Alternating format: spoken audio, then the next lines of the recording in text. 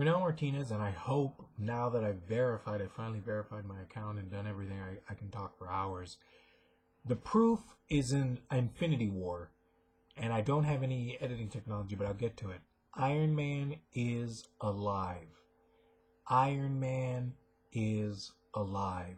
You saw in Endgame, he put the Infinity Gauntlet on, he snapped his fingers, and he dusted all of Thanos' army, which was only a couple thousand. I mean, I'm sure it was, 400,000 soldiers and Thanos, or maybe millions, who knows. But it wasn't trillions of people. Now, when we go back to, let's go back to it, and you can go back to it, go back to Infinity War. The first scene in Infinity War with Iron Man is Tony Stark and Pepper Potts. And he's like, I had a dream, or when you're trying to pee and all this stuff. And he said, I had a dream that we had a kid, and her name was, I don't know if he said her, but I was just watching it, and he said it was Morgan. It was named after your whatever. Then Doctor Strange shows up, and then when you see throughout the whole thing, the whole sequence of New York of him fighting, look at that acting again. So this is my theory. It's not a theory, but look at it. Look at the way Robert Downey Jr. is acting in that thing. He has a flip phone to talk to Steve Rogers. And he's talking about, even the way that he's talking about, he's like, okay, we've got to protect the time gem, all this stuff. It seems pretty obvious. And maybe it wasn't always made obvious. Maybe it wasn't always planned out. But to me, when I look at it, I'm like, wow, this really fucking connects to the next couple of Marvel movies. Where, sorry about that, that's my dog. Basically, what if, and I mean this in a what if, which is, it's funny because they're calling one of the animations coming out for Marvel is called What If. So what if, let's talk about it now. I know that this all seems like conjecture. I know this all seems like no proof. But here's the theory of truth. If Robert Downey Jr. was to take a substantial pay cut for future Marvel movies, which he's not going to do, because the guy knows, hey man, if I can earn $100 million on my movie, I'll earn $100 million. Fine. They made $2 billion. What's $100 million to the Avengers? But it seems to me that how interesting that the two most expensive Oscar-winning, biggest actors, because say what you want about Chris Hemsworth, but Thor is the role that made him, and the other movies he keeps trying to get that big franchise to go. And Star Trek will probably do it, but Scarlett Johansson and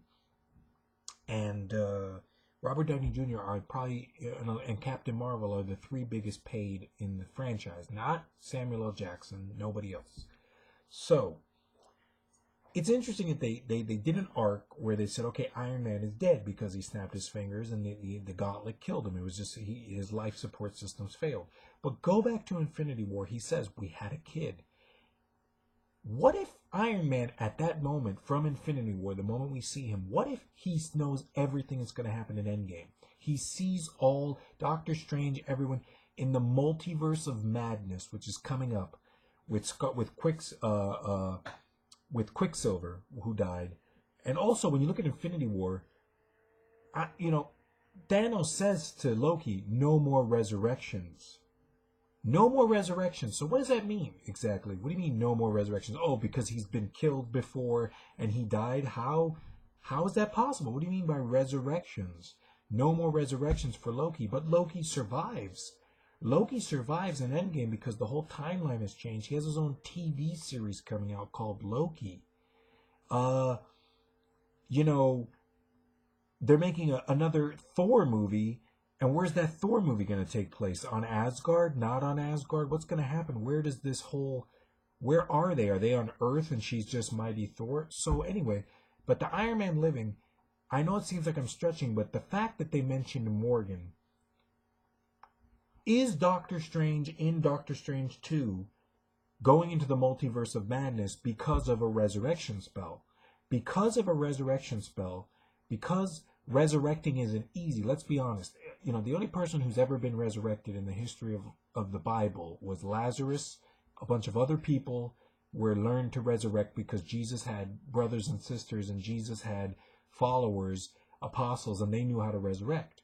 But the whole point of the Bible is that if you get resurrected in the Bible, it's because of Jesus. Jesus, it's in Matthew I think in Mark or something, it talks about that no one can come to life if they do not know me or the Father or all this stuff.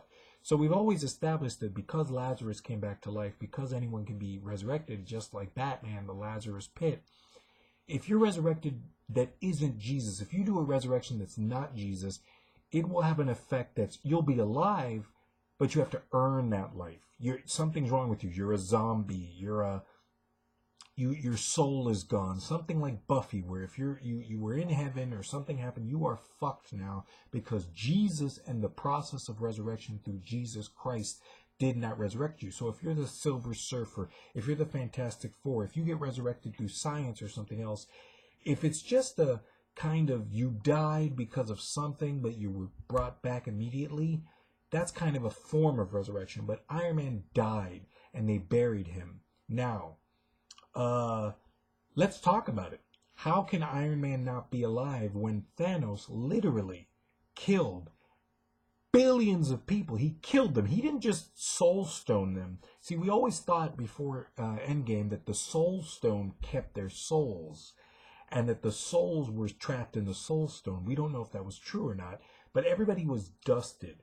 People died. And when they say dusted, we go, that's when we all die. When we all die, our bodies become back to dust, just like the Bible. It talks about how we all go back to the dust.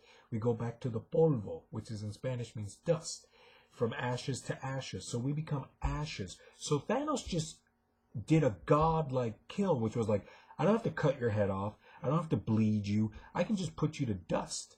But Iron Man has a body. The body of Tony Stark, where was it? Where's his body? And they buried that body. Did they cremate him, whatever? So, and that was just dusting. But Hulk was able to take people who were completely gone into dust. The dust it's gone. Nobody kept the dust. Nobody did any particle acceleration or anything on it. And he just snapped his fingers and millions of people came back to life. So then you're telling me then basically the Infinity Gauntlet, whether it's the Soul Stone, and I think it is, or the Time Stone, or even the Power Stone, but those stones together were able to take life. They can bring life back. And Thor is right. It's annoying, but it basically seems like they wanted to have a sacrifice, but basically with the Soul Stone, they go, it extracts a heavy toll. And now you realize, like, Gamora was killed, but they went back in time, and now they're using a time version of her. Black Widow died, but, you know, they're doing a Black Widow movie, and it's back in time. It's after Civil War. So, and also when we look at the fact that they're not using a Back to the Future timeline, which says, sorry for the barking, it's going to be some annoying noise. But basically, when you look at the rules of time travel, they said, no, your past self can then become your future, and your future self is not your past self. All that bullshit. I don't know what they said. But basically, Hulk was saying, like, it doesn't work like Terminator, where if you kill John Connor, then everything, you can't kill John Connor. There's no way of killing John Connor. You can kill him, and it's all these time zones, but that's quantum physics. It's like he's in 1991, so if you kill him in 1991, he doesn't go to 1992, but you go, but no, you were in 1992, so it makes sense that 1992 exists, because you came from 1992. So there's a quantum fluctuation. That's what I think. So you're looking at it like, oh, that does make sense. How can I, from 1993, go back and kill myself in 1991? I made it to 1993. So now my other self is killing another self, so it just makes sense. So that's okay. But basically, what if Multiverse of Madness, Doctor Strange 2, what if the story is about that Doctor Strange can't live with the fact that he saw all those alternate universes and he realized, damn, it was Iron Man, who they immediately had problems with each other the first time they met. What if he went into the dreams of Tony Stark? What if he didn't meet him in time travel and go, oh, what if he goes into his mind with the mind gem? With the mind gem, what if he's going into his mind with the Infinity Gauntlet going, I'm going to warn you about what's going to happen.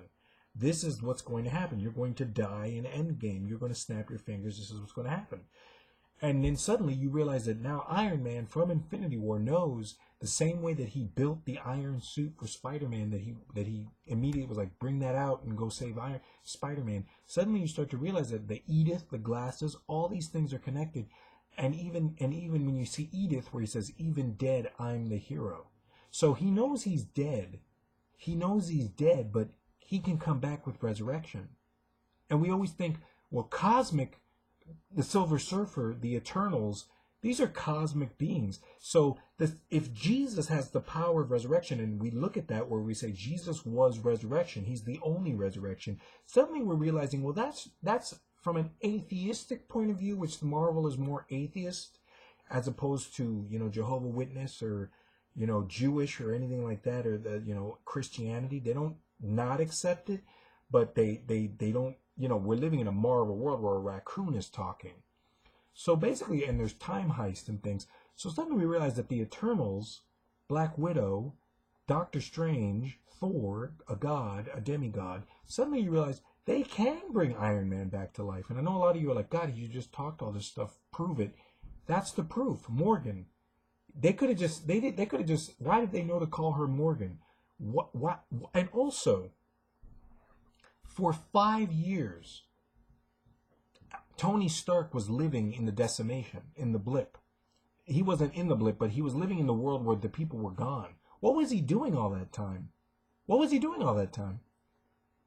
And he built the rescue suit. He, even at the moment that they showed up, he was like, that's something I had to build for your mom. Why was he building that? Why didn't he just give her any Iron Man suit? Why was he building a specific suit called rescue armor? Who knows? But you start to look at it and you're like, the only reason that Robert Downey Jr. would not want to come back, they can bring him back to life. And we also realize that Steve Rogers, Captain America, he's not old. He just didn't have the super soldier serum in him. It's possible that one of his villains or one of these movies that they could make, they sucked out the super soldier serum, so thus his body's cells got old. He was no longer just going to be a regular person aging. He aged because the super serum was keeping him young. Or the time gem or the Eternals were, or something was keeping him young.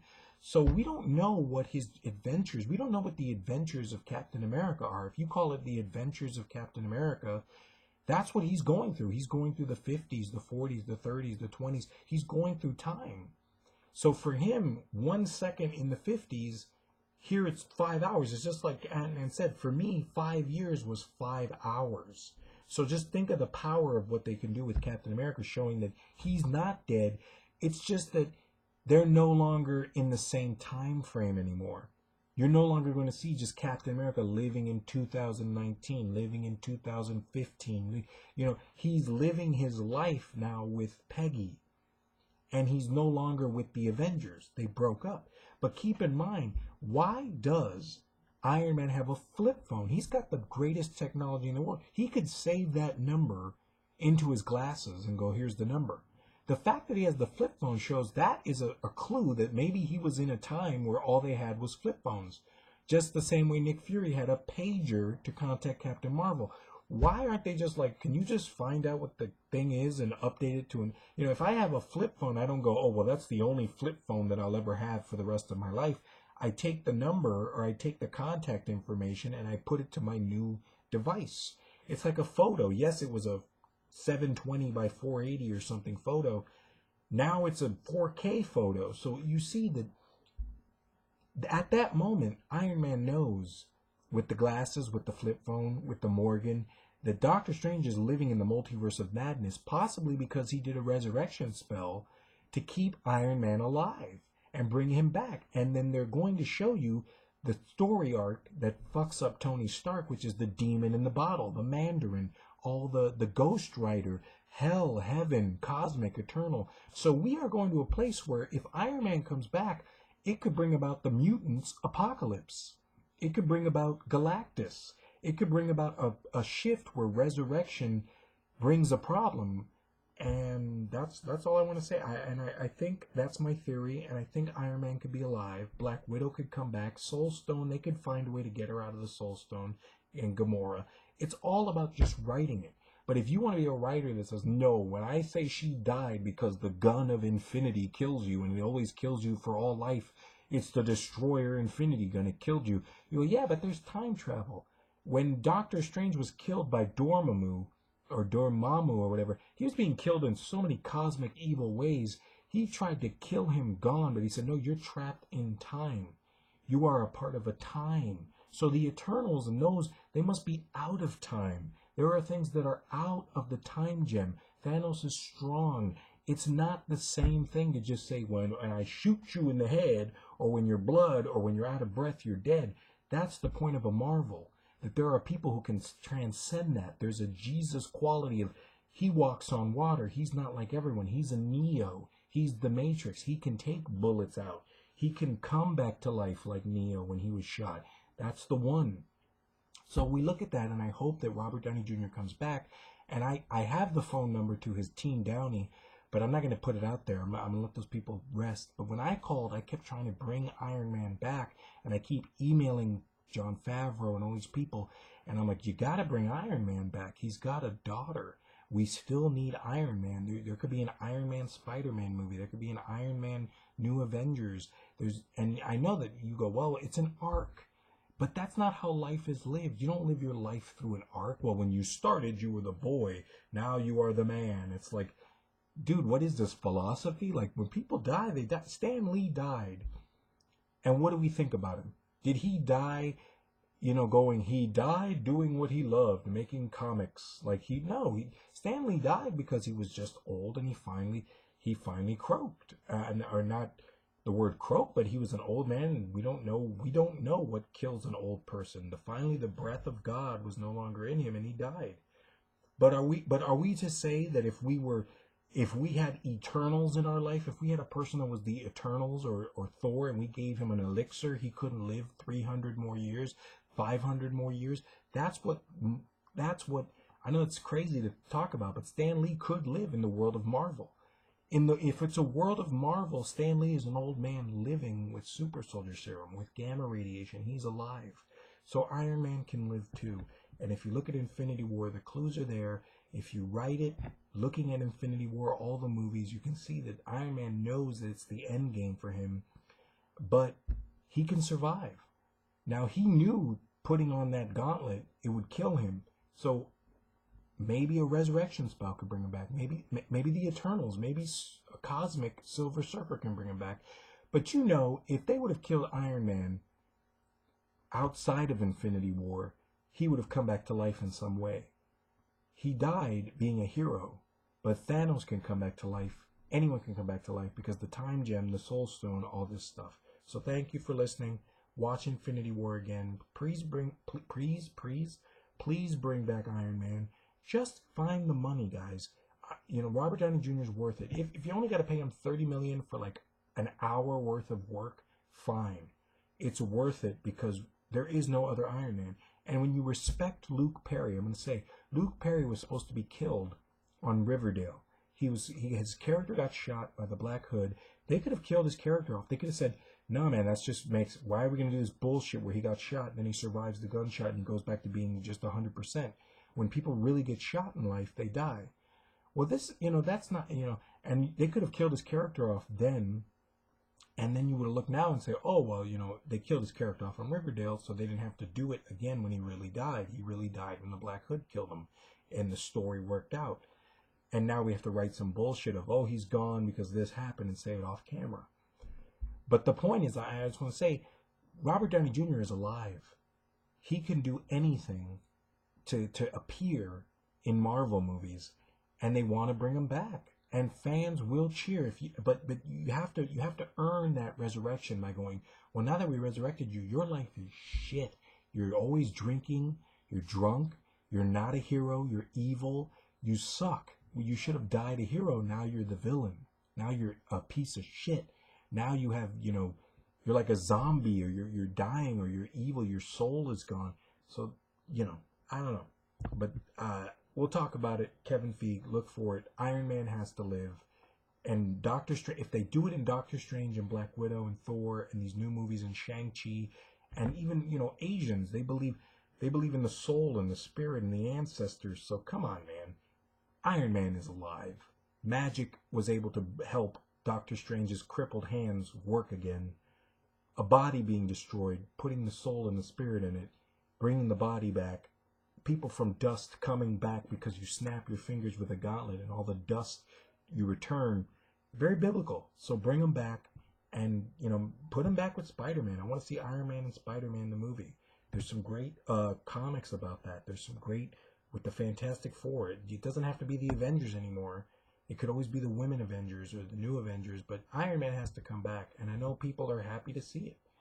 You know, and you know the only day they won't do Iron Man again is when Robert Downey Jr. is really dead, and they go, and even then they'll be like, well, we have to reboot it 30 years, 50 years, 60 years from now. We'll reboot Iron Man. So go get back in Marvel, man. Just get the money.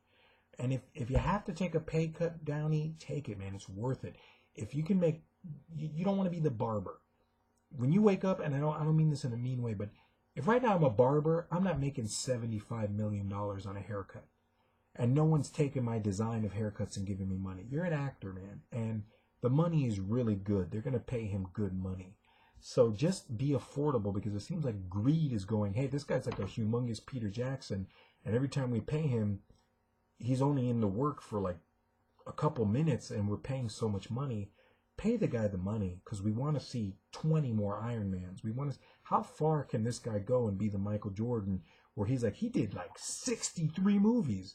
Can you imagine if the same way you look back at Picard and you go, holy shit, Picard was like 12,000 episodes of Star Trek and they only paid him, what, 50 million? So come on, man. Let's see Iron Man live.